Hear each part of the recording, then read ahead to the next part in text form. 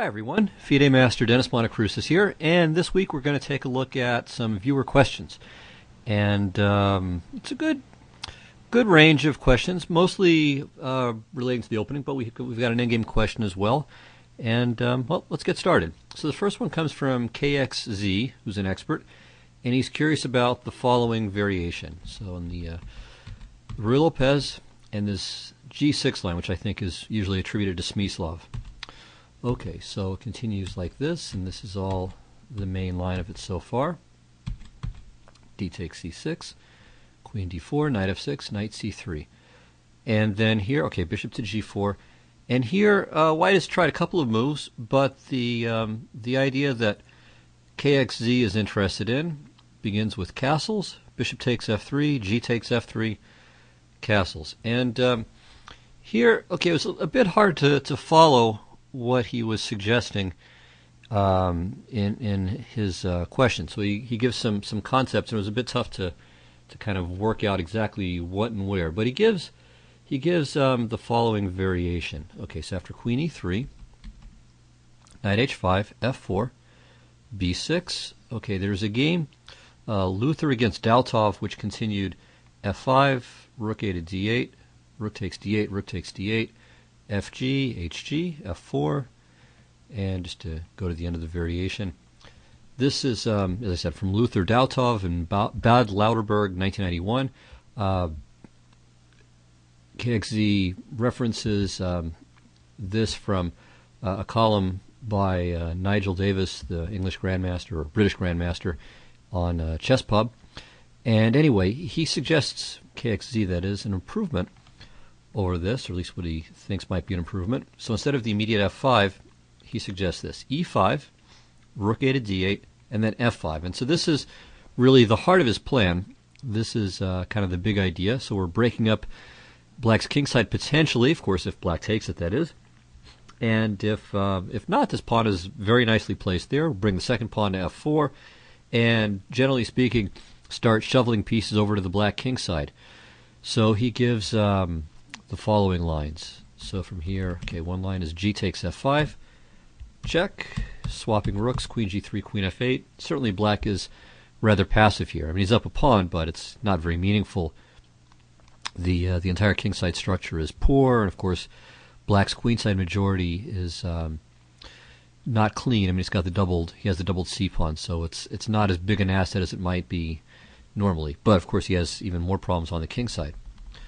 Okay, if instead of G takes F5, Black plays F6, a little bit more combative, then White seems to be in good shape with F takes G6. Okay, if HG, then Queen E4, hitting both the G and C pawns. And if Queen takes E5, then takes, and then Queen H3, threatening perhaps a Rook to D7 check. And again, Black is looking pretty unhappy here. And then finally, after F5, he also suggests as a possible move, Rook F to E8. Now, White could either trade and play F4. This would be a simple positional approach that looks pretty reasonable. Or F6. Okay, let's say Black trades rooks, Queen F8, Rook to D7. And, okay, Black is up a pawn for the moment, but all right, now he's not.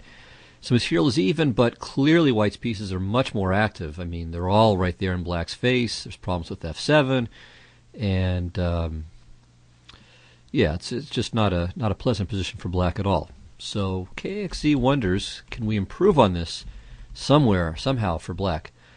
Well, I think we can. I'm not really convinced that this is such a terribly dangerous line for Black.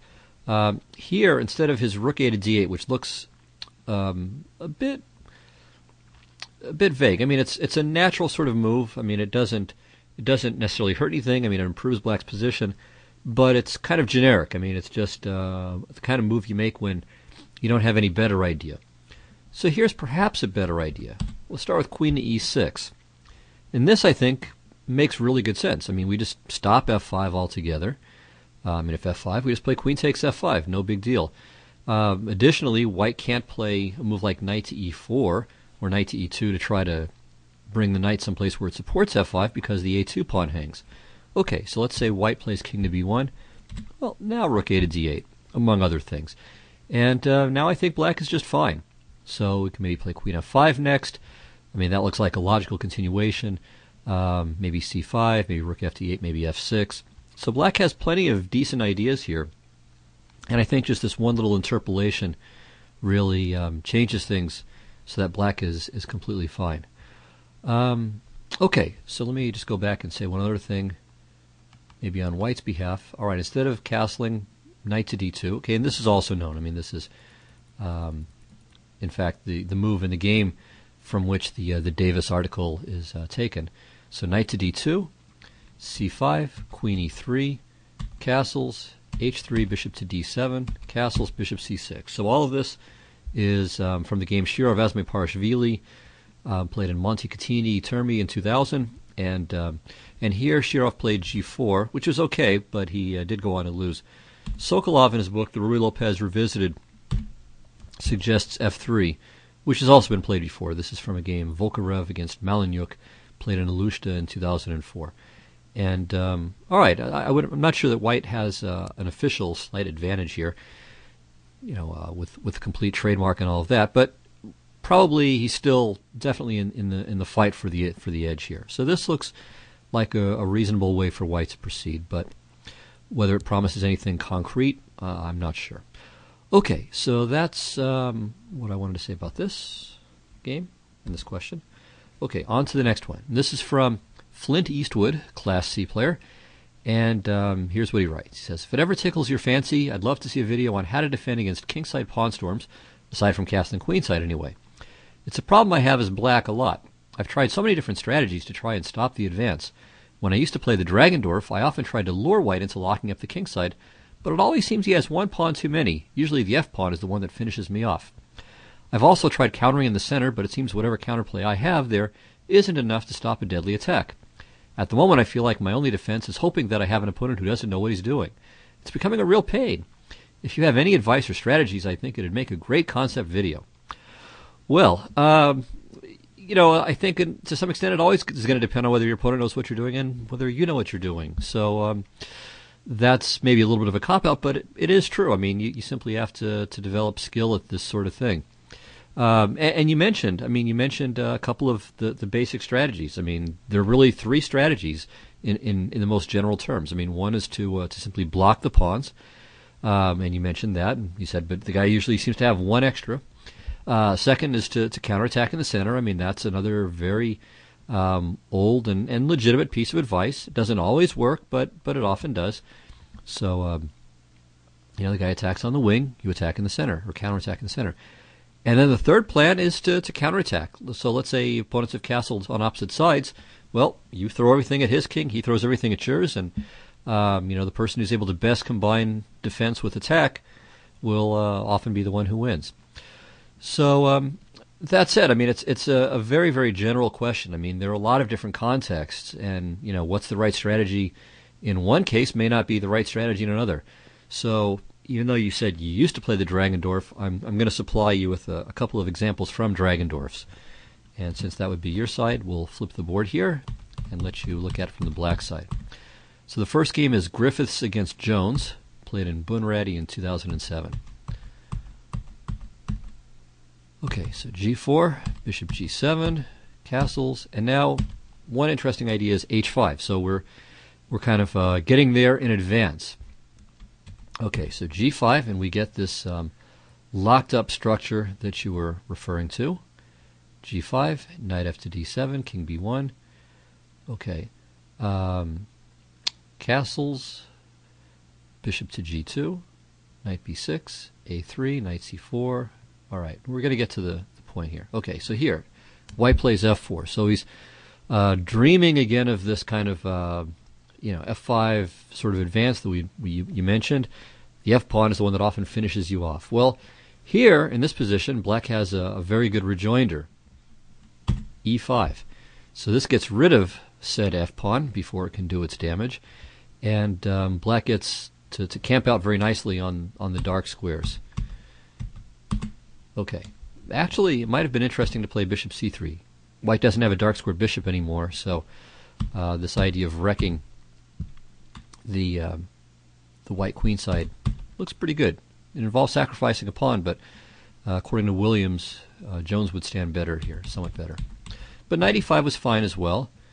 And okay, we have kind of a generic opposite colored bishop situation, but one where black is a little bit better because white's bishop obviously is not terribly active, while black's bishop on e5 is beautifully placed, and he can not only pressure the queen side in a middle game context, but in an endgame, okay, especially after white played h4, white always has to be aware of his kingside pawns becoming weak. And in fact, that's what happened.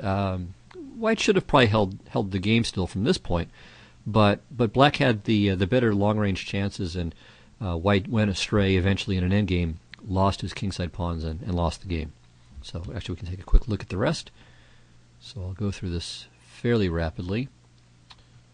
So white blocks up the queen side, but this of course undermines his majority, so it's no longer useful for an endgame. Okay, so white has to be aware of rook takes c4 ideas, but he manages to escape to an ending. But okay, you can see, I mean, black is going to create a passer over here, and there goes the h-pawn. White has nothing going for him on the queen side, and so the game ends pretty quickly here. And here, white resigned. So in fact, he's got problems with everything. He's losing the e-pawn, and he even has to worry about king d4 or king e3, d2, winning the c-pawn. Of course, he can play bishop e2, d3, but then his bishop doesn't help fight against the kingside pawns. Okay, so that's one example. Second example is from the game Moreno Carnero against Del Rio Angeles, again a Dragendorf. This is played in the Spanish Championship in 2004. Okay, so here comes the kingside pawns, and now h5. So again, we block these to some extent. g5, knight h7. So that's a little bit of a drawback for black. The knight's not on its best square. f4. Okay, and now in the game, black played knight to c5. Maybe white could have gained an edge on this, but we'll come back to this in a moment. Williams, so this is from his book, I think it's called The New Sicilian Dragon, which is mostly a look at the Dragendorf, although he looks at lines that are common to both when white plays non-Yugoslav approaches. Anyway, queen a5, king b1 to stop the threat of b4, followed by queen takes a2, rook c8, and you know what's coming, bishop g2, rook takes, and the e4 pawn is going to fall, and black has very good compensation. So again, black locks up the king side and then goes for play against the center.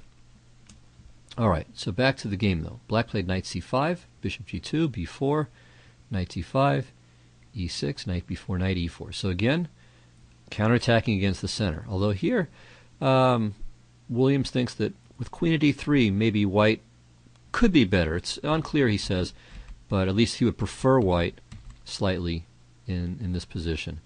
And he thinks black should play queen to b6 now. So it's kind of murky, but it's certainly not that bad for black. It's just a game. Okay, so queen e1 happened in the game, queen c7, d5, and okay, white's not going to be able to play f5 now really, and black's knight on e4 is very good. He just has to kind of bring his pieces back into play. So knight to d3, castles. So now the rook on f8 is ready to go. There it is. And now the knight comes back into play through f8.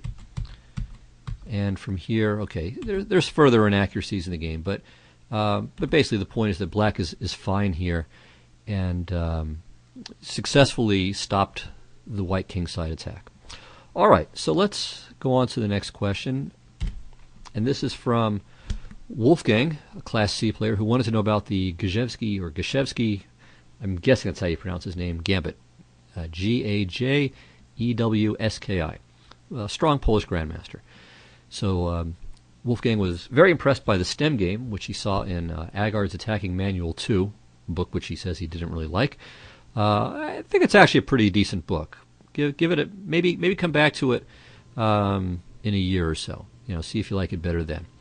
Anyway, so the Gajewski Gambit begins in the main line, closed Ruy Lopez.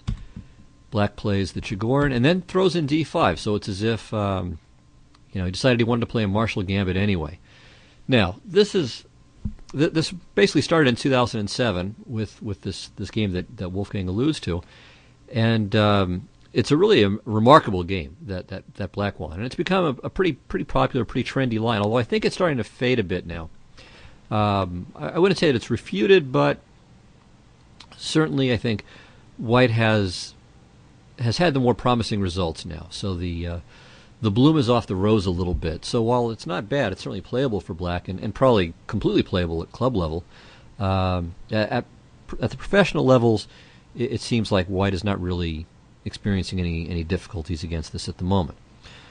So what I'd like to do is first, very, very quickly, just play through the moves of the game that he referred to, the maiden voyage of this gambit back in 2007, and then I'll look at a tiny bit of the theory. Now, generally speaking, I mean, I think a question like this is too broad. I mean, because it's a fairly substantial variation. I mean, it's not just one little sideline. So, well, I mean, in the picture of the broad picture of the Ruy Lopez, I guess it is one little sideline, but there's enough theory on this that it's really too big a question. But that said, we'll take at least a very sketchy look at a couple of important lines after I very quickly just play through the moves of the game. So when e takes d5, the other main move here is d4, and we'll look at both of them. So ed, e4, knight to g5, bishop takes e4 is the more common move nowadays. In fact, yeah, I'll just make this point now. So bishop takes e4 looks like one of the most reliable approaches. After knight e4, rook e4, bishop to b7, d3, bishop takes d5, rook e1.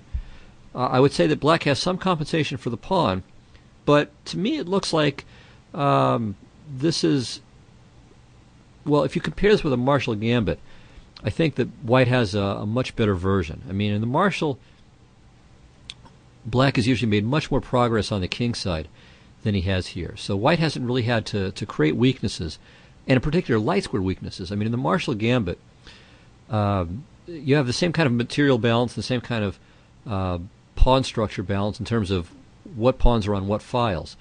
But the big difference in the Marshall is that in the main lines, Black has induced White to play not h3 but g3, and so there, okay, in both cases, Black's extra bishop is the light squared bishop, and obviously White is going to have a lot more to worry about when he's got a pawn on g3 than the pawn on h3. So that's why this looks to me like an inferior version of a Marshall Gambit for Black. So certainly White has, or Black has some compensation, but White has scored very well here. I mean, in the databases, White's score here is 6 wins, 10 draws, and no losses. So I think from that point of view, I mean, this position, while it's playable for Black, I think White has good chances here.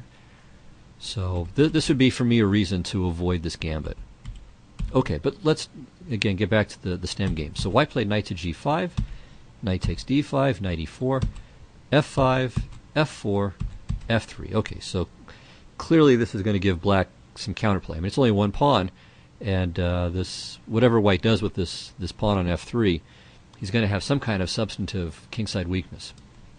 Okay, he played d4, f takes g2. Oh, I keep saying he. I should say who's playing. So this is game Kuznetsov against, again, Kashevsky, played in Pardubice in 2007. So knight to g3, queen d6, bishop e4, bishop to b7, knight f5. Okay, so this is just winning a lot of material if Black doesn't play rook takes f5, and of course even if Black does play rook takes f5, as he did, it means that White's picking up the exchange. So bishop f5, rook f8, rook e6, and now here's where the game starts to really become fantastic. Black played rook takes f5. So after this, Black has just 2 minor pieces for the queen, but if you look at White's pieces, they're all sitting at home doing nothing. Then again, okay, Black's knight on a5 isn't really that useful, but still, it becomes really, really kind of amazing from here. So White plays a4, which is a nice way to try to get the rook into place straight away, and Black just continues to play in this glorious style with bishop to g3. So if f takes g3, of course, there's rook f1, and after all the exchanges, then there's knight to b3 as well. So let me point this out here. Takes, and then knight b3. and then black is even ahead in material. So f3, and now bishop to f4. Again, a surprising looking move. Black is willing to trade off a piece, but he wants to put his knight on f4. So ab, bishop c1, and here white should have played queen c1. And if he had done this, then black seems to be in some trouble. So knight f4, queen takes, and then we take this guy. Okay, rook f3 with the big threat of rook to f1, and then g1 queen mate. So we take this. And here, white is probably winning, or certainly much better. My expectation would be that in the long run, this should be a win for white. So white could have busted this attack, and of course there were inaccuracies on both sides, but it's still a great concept. Anyway, in the game, white played rook takes a5, which was not best. Black played knight f4, and here it still seems as if white could survive to an unclear position with knight to d2, protecting the f-pawn. So takes, bishop f3, threatening knight h3, king h2, knight h3, threatening the queen, rook a1, rook h5. Still a pretty murky position, but it does seem as if white's probably okay. Well, in the game, instead of this, white played queen to e1, trying, I suppose, to have queen e8 as a bailout at some point, but just doesn't work. Bishop takes f3, threatening knight h3, ba6, and now it doesn't queen, because then white just takes and then plays a7, but bishop to f4 check, king h3. Okay, now if rook to h5, well, notice the rook on a5 is covering it, so that's not an issue. And black can't play rook takes a5 because queen to e8 is mate. So what does he do? g8, or g1 making a knight. All right, now if king to h4, g5 is checkmate. So he's got to play queen takes g1, but now there's no queen to e8 mate, and rook to h5 is going to be mate. So white resigned here. So beautiful game, absolutely spectacular. But okay, it's certainly not the last word. That was the first word, but not the last one. Okay, so going back to the position after d5, I already mentioned that e takes d5, e4, and now not knight to g5, but bishop e4. And this variation seems to give white a favorable sort of Marshall gambit. All right, the other main move is d4. And here again, there are lots of options. I'll just point out what the options are, and then look with a little bit of care at one line, which we might view as a main line. Okay, d takes e4. Knight takes e4 has also been played. Okay, but de is, I think, the most common move. Knight e5. Okay, here, bishop to b7 is sometimes played. Score is okay, but c5 is the main move. And now white has played a bunch of moves. The two most common ones are bishop to e3, bishop to e3, and bishop to g5. But he's also played d takes c5. He's also played bishop to f4, and also played, I think I already mentioned bishop to g5, and has also played knight to d2. So I'm going to say a little bit about bishop to e3, which is the main move, and also about knight to d2. Okay, so let's start with knight to d2, since this is not considered a main move, but from my research, it seems like this is actually fairly promising. So c takes d4, knight takes e4, dc, and then queen f3. So this is a very tricky little position, and black has to do everything just right, not to just basically lose or get a horrible position straight away. So bishop to b7, and now b4. Okay, well, what does black do? If he moves the knight someplace, the a5 knight, then knight f6, and queen takes b7, just wins. Or if he goes to c6, then knight takes c6, and then knight takes f6, and then queen takes c6. So knight e4, or bishop takes e4, comes to the same thing. It's forced. And again, if he moves the knight, then knight to c6 wins. So f5 is forced. Okay, and queen to b1 is forced. Otherwise, black plays bishop takes b4. So c2, queen b2, and now finally black can move the knight safely because he can do it while hitting the white queen. So knight c4, takes, queen c2, rook c8, protecting the pawn, bishop to d2, protecting his pawn on b4, bishop f6, and then here rook a to c1 had been played in a couple of games. After queen to d3, black seemed to be okay. So rook a to d1 looks like the main move. And now if queen to d3, white gets a superior ending after takes, and rook e6. In fact, this happened in a game Kravtsev against Burkic from the 2008 World Junior Championship, and white did go on to win the ending. He's certainly not winning here, but he has better chances. Tony Costin, again in Chess Pub, suggests queen to b6 as a possible improvement. And then he gives the following lines. Bishop to c3. And now he gives two moves. So queen to c6 is one possibility. Then takes, rook to d7. And this position is kind of interesting. I'm not really sure what's going on here, but this I think this line at least feels more promising for black than what he gives as his main line, which is bishop c3, queen c3, rook to d8, takes, and rook e6. So black's position is a little bit loose here. The a6 pawn is hanging. If black tries to activate his queen, then he's got to worry about the g7 square. So, for instance, queen d3, queen e5, check, here takes, rook e7. And black is only saved by queen to b8, but still, white regains this pawn, gets an extra. But, okay, with rook to b2, it looks very likely that we're going to have some mass liquidations and a draw. So white's a little bit better, but really a draw looks like the likeliest result. Maybe white should play king to g3 here, and on rook a2 play rook to c7, and then try to round up the f5 pawn. But I'm not even sure that that'll work, so I think this is just going to be a draw, most likely, where white can push a tiny bit. Okay, so that's knight to d2. So if black knows everything to do, probably he can reach an ending where he has to suffer a little bit, but should hold. Okay, bishop to e3 is the main move, and now I think black's best here is not bishop to b7, but queen to c7. So both moves have a bad overall score, but if we pursue this, we'll find that there are lines where black does okay. So knight to d2, bishop to b7, queen to b1, takes, bishop to d6, knight g4,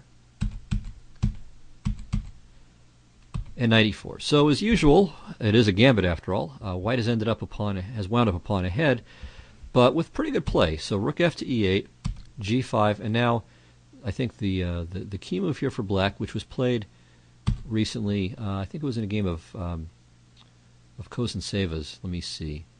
Or no, I'm sorry, it was Muzichuk. Yeah, Muzichuk played this against how to pronounce this? Zdebskaya. Okay, and actually it was played also before this in a game between Kotronius and Estremera Panos. And even though Kotronius was quite a bit higher rated than his opponent, he only ended up drawing the game, and Muzichuk won with black against her opponent. I'm not sure which Muzichuk it was, whether it was... Oh, it's Anna Muzichuk. Anyway, in both those games, play proceeded with bishop to e3.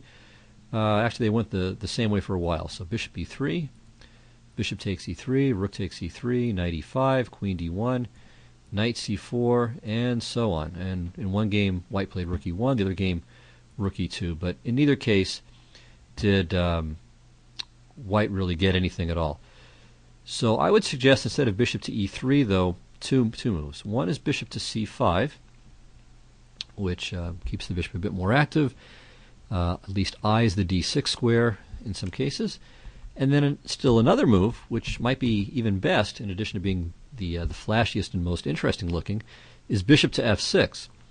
So this takes over the d8 square, so black's not going to put a rook there. And that, for one thing, will allow white to play queen d1 and bring the queen back into play, should he so desire. Queen d1, queen h5, for instance. And of course, taking is pretty risky at best. I mean, when knight takes f6, and then there's captures on e8 and h7. So this, I think, is this might be a pretty promising way for white to continue. Okay, so I think that's what I wanted to say about this. So, okay, let me save this.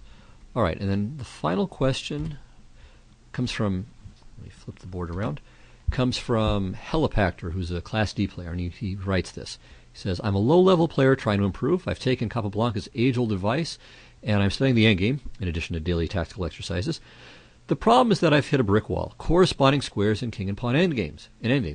I've bought a couple of endgame books hoping to improve, but the explanations of the corresponding squares concept sail over my head completely.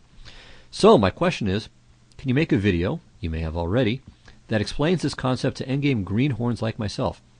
I'd be extremely appreciative. Cheers.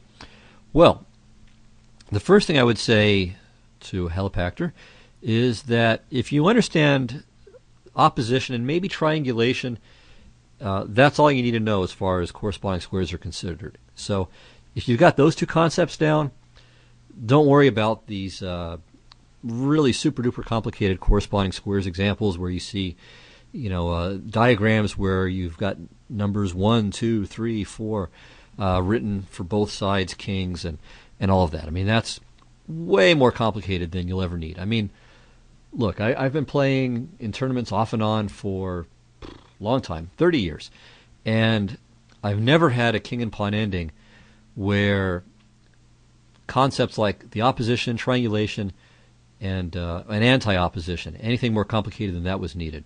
What I mean by anti-opposition is essentially the opposition, but when you've got extra tempo moves with pawns. So let me give this as an example just quickly of anti-opposition. So white to move here, king to d5.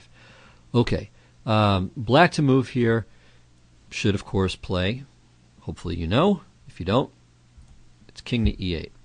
And the reason is that after king d6, king d8, black has the opposition. In other words, these two pawns are opposite each other, meaning they're on the same line with one square in between them. So they're on squares of the same color facing each other. That's basic opposition. Now, suppose that we had a pair of pawns here and here. Okay, so white has a pawn on h4 on the green square, and let's say black has a pawn on the yellow square. All right, in this position, black could play a move like king to d8, what we could call anti-opposition. Of course, there's no reason for him to do it. He could play h5. I mean, he could do some other things, but the point would be that after king to e8, king d6, king d8. Okay, if we have those extra two pawns here, then white plays h5, and he wins, because then king e8, e7, king f7, king to d7, and the king gets squeezed out. So that's all I mean by anti-opposition here. Okay, nothing more complicated than that. All right. So anyway, getting back to the idea of corresponding squares, though, opposition and triangulation are very simple, elementary examples of corresponding square problems. What does it mean? Well, you can think in terms of Zugzwang. Okay, so hopefully you know what Zugzwang is. Zugzwang occurs, or Zugzwang occurs, when you're in a position where you'd rather it was the other person's move. All right, if it's your move, in one way or another you have to give something up. All right, well, this isn't right here exactly a mutual Zugzwang, but this one is. Okay, so this is a position where both sides need for it to be the other player's move. If it's black's move, well, he has to play king to e8. We play e7. His only legal move is king f7, and we play king to d7, and white wins. All right.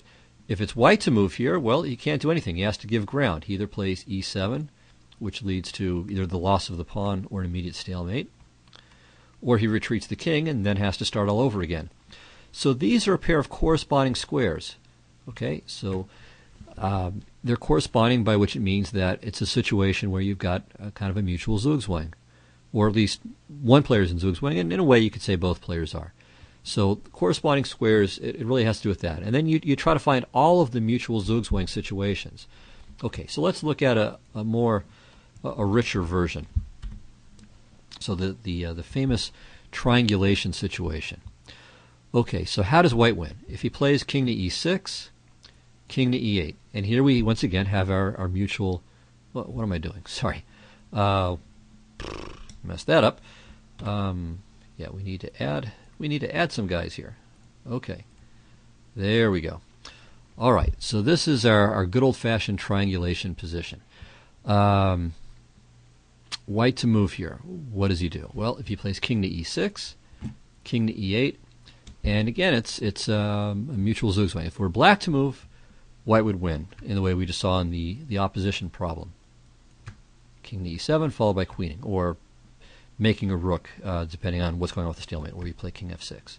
But okay, forget the stalemate stuff. I mean, basically white queen's there, and you just have to be slightly careful that you don't accidentally stalemate black. On the other hand, it's white to move here, and so white has to make some kind of concession. Either goes backward, and then he's made no progress, or he plays f7, and then again he loses the pawn or gives stalemate. Either way, it's a draw. So this, we could say, is one pair of corresponding squares. All right, so that's one set. Okay, secondly, king f5, king f7. If it were black to move, white would just win right away. King g6, king takes h6, game over. We're up 2 pawns for nothing.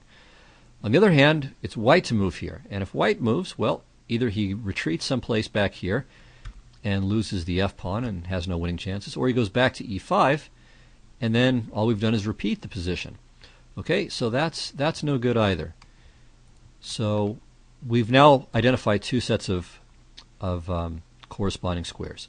So there's e6 and e8, which we'll mark with green here, and there's f5 and f7, which we'll mark with yellow.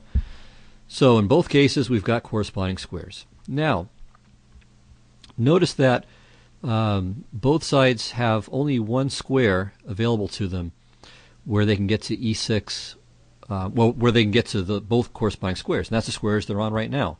So there's e5, whoops, let's do this and that. So this is still another set of corresponding squares. If it were black to move here, white would just win. If black moves king f7, then king f5. So we got to the corresponding squares where it's black's move, so white would win.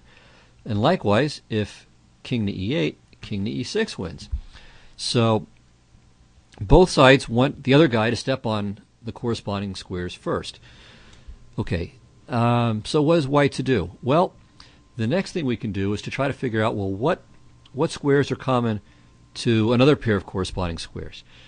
In other words, so from e5, white has access to both e6 and f5, and black on f8 has access to f7 and e8.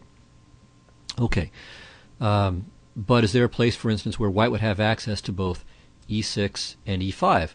Well, there is, but that's back over on d6 and d5, and if white were to bring his king to this square, then black plays king f7, and white has to just play king e5 again. So king d6 is not going to make any progress. All right, so that was, we're trying to find the another square that gave access to e5 and e6. So that one didn't really work out. Well, how about a square where we have access to e5 and f5? Well, it turns out there are 2 such squares. We can get there from e4 and from f4. And here's the problem for black. Black can only have access to, let's say, the red and yellow squares from e8 and from e8 and from g8. But the difficulty is that he can only go to one or the other. He can't go g8, e8, and then f8. While white can make a little box here. White can play king to e4 and king f4 and then go back to e5. Or you can go the other way around. You can go back to f4 and then e4 and then e5. So I know this is where it gets a little complicated, but the point is we see the squares where there are mutual Zugzwangs, and then we try to see, okay, is there some way where we can lose a move to let the other guy have the move here? And so white wins in this position by playing king to e4. All right, so again, remember, black can't play king to f7 because king f5 would win. Right? So that was one of our original pairs of corresponding squares. So he either has to go to e8 or g8, and it's going to be the exact same thing either way. So king to e8, king f4. Right? Again, black can't go to f7 because we go to f5 and we win. So black goes back to f8, and now we play king to e5. And now we got back to the original position. This is the exact position we started with, but remember, so let's go back to the first diagram here. All right, with the king on kings on e5 and f5, e5 and f8, it's a mutual Zugzwang. Okay, black does not want to move here because he either has to go to e8. Okay, g8 is going to be the same thing. King e6 will win. So he either goes to e8 and allows king e6, or he goes to f7 and allows king f5. Both are completely hopeless. So that's why white goes in this little dance here. So he makes 3 moves to to get back to the original position while black does it in 2, and all it does is switch the player's sides. So that's about as complicated as you'll ever need to know for corresponding squares.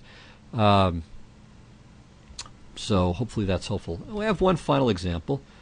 Okay, so let me see if I can get to it. Yes, this is, here we have the Rolls Royce, you might say, at least for this presentation, of corresponding squares. But basically this is just going to be triangulation yet again.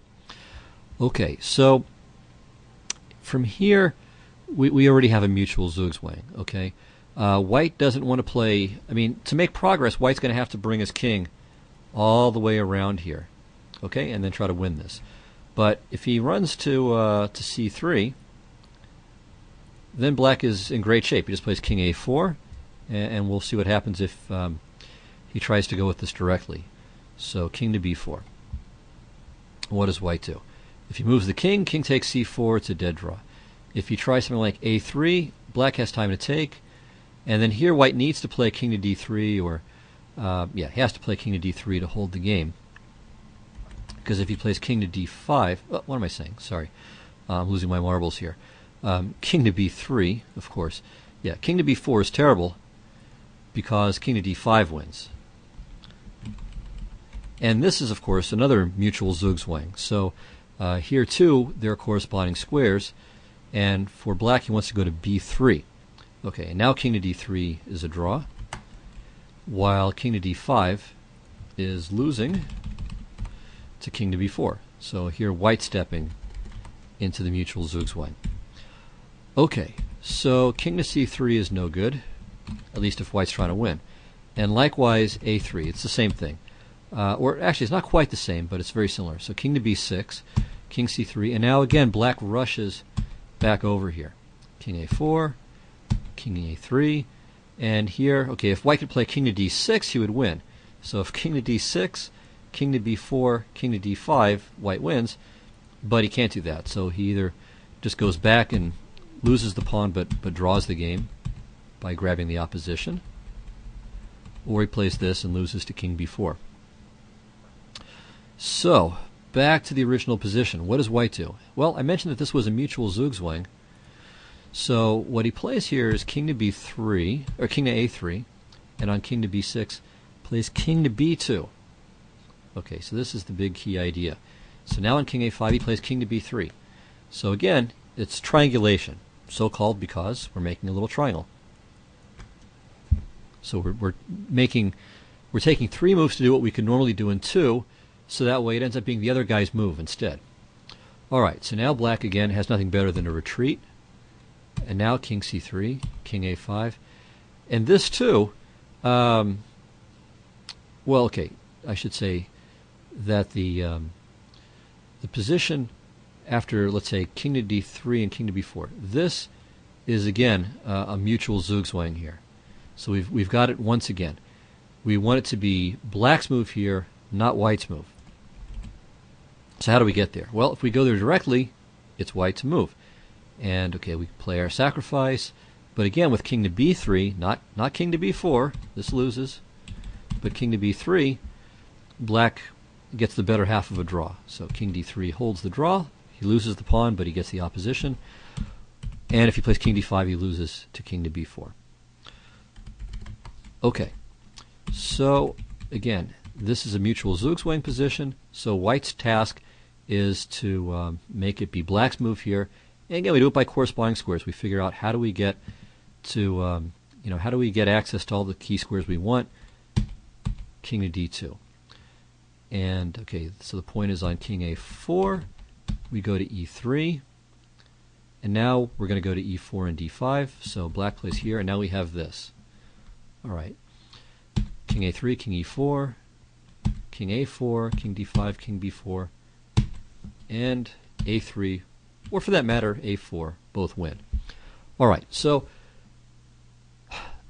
corresponding squares can be very complicated. The simplest way to think about it is this.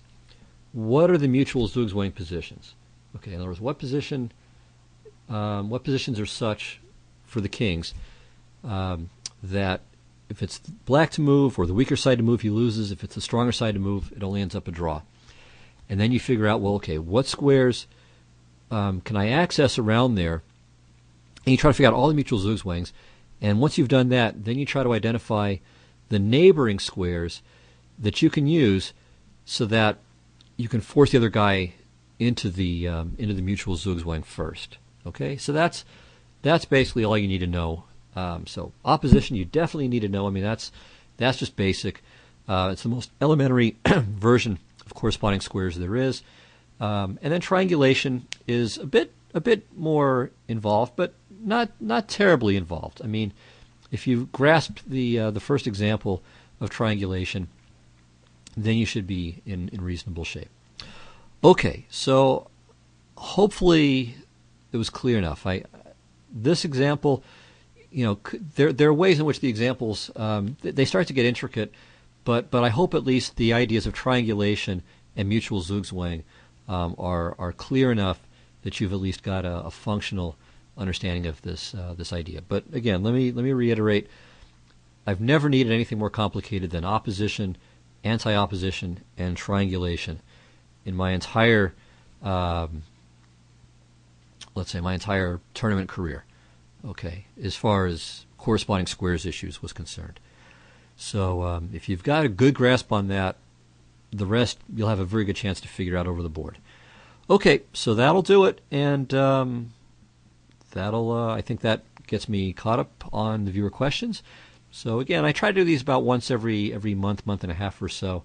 And again, a reminder as far as opening questions go, please try to keep them a little bit more specific, just because if it's so general, then either there's a very good chance that I'll answer it too generally for what you were interested in, or there's just too much material if I try to be specific. So somewhere in between there is ideal. Anyway, thanks a lot. Hope you enjoyed it. Hope you learned something, and I'll see you next time. So long.